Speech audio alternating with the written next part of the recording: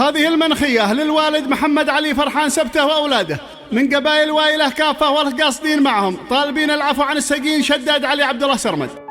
سلام وتحية وجاه الله مقدمين من وايله صوت الأخا بالله واثق والظن ما يخيب، في الكفو بن سبته وفي طبه ونخوته، في الكفو بن سبته وفي طبه ونخوته. سلام